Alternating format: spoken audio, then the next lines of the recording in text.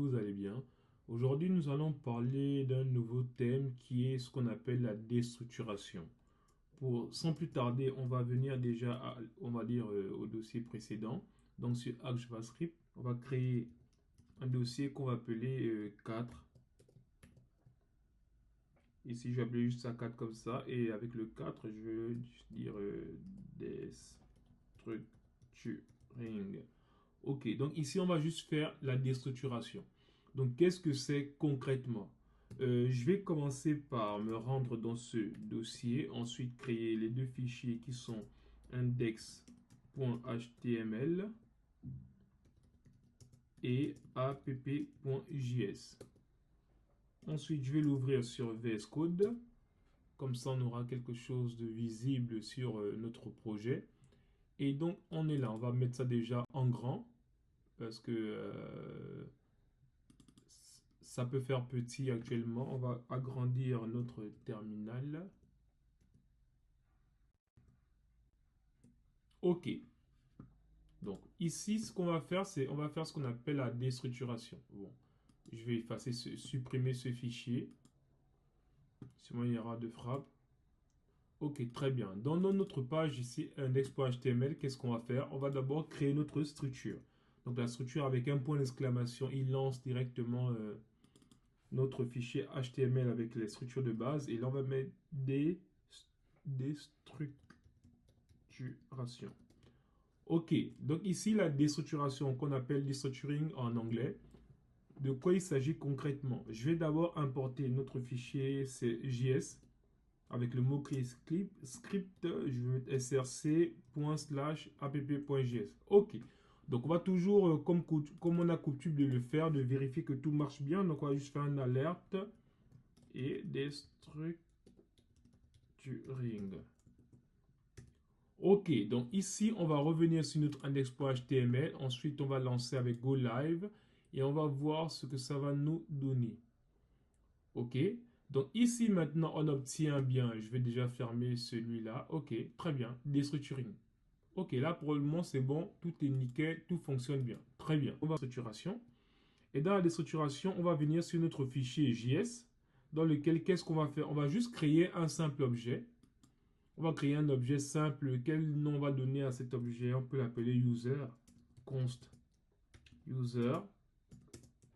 Ensuite, maintenant, on va lui donner bon, je vais mettre ça pour que ce soit bien visible. Name. Bon, on va dire ici juste first name de point. On va dire ici Harry. Ensuite, last name. Mac code. Ensuite, on va dire l'âge. On aura 35. Ok, donc ici, si je veux afficher le contenu de chacune de ces valeurs, je vais mettre un console.log avec user. On va dire, je vais même mettre, ouais, ok, je vais mettre ici la phrase que je voudrais mettre.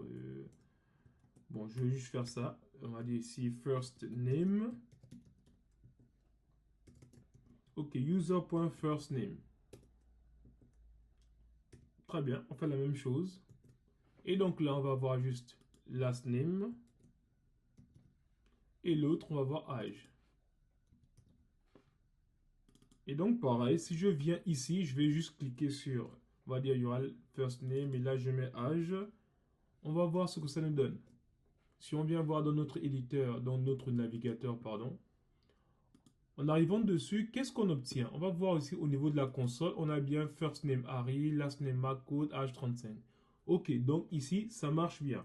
Donc, on peut faire maintenant, comme on a vu précédemment, on peut faire maintenant avec le template literals. On va juste faire un CLG comme ça. Voilà. Et donc là, on va juste dire bonjour, dollar. Comme ça. Ici, on va dire, on va reprendre tout ça.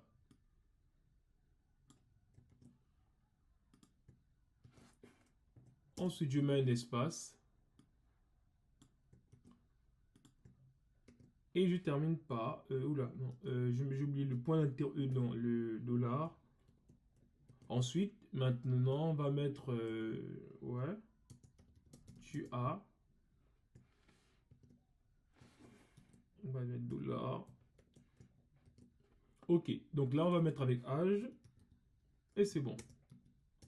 Aussi simple que ça. Donc, si je reviens, on a bien bonjour Arimako, tu as 35 ans. Ok, très bien. Mais le problème qui se pose, c'est que c'est un peu long à écrire. Ça peut être vite facile aussi. Et donc, il y a ce qu'on appelle la déstructuration. Donc, déstructurer notre objet. Comment on le fait? Ici, il suffit de faire, on va dire, bon, je vais commenter ça, vous avez déjà vu. Je vais juste faire ici, je mets un const comme ça. Et là, je mets une nouvelle manière de faire. Je mets des accolades. Et qu'est-ce que je mets dans ces accolades? Je mets ici first name. Ensuite, je mets last name. Ensuite, je mets âge. Et il va récupérer ces données dans user. En fait, si vous voulez, qu'est-ce qui vient de se passer? J'ai juste dit de prendre le first name, le last name et l'âge qui se trouve dans user. Donc ici, en fait, c'est comme si on avait créé la variable. C'est comme si on avait fait cette variable ici. On a juste pris celle-là. C'est comme si on faisait juste const, on va dire, je vais mettre underscore pour faire la différence. First name égale ça. C'est juste ce qu'on a fait. Donc ici, maintenant, comme on a récupéré juste le first name, le last name et le name, vous voyez, en fait, on peut juste retirer tout ça.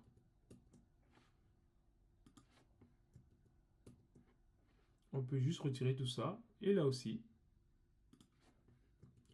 Vous voyez, ça devient maintenant tout de suite plus court parce que regardez, tout de suite, ça se voit quasiment sur toute la ligne.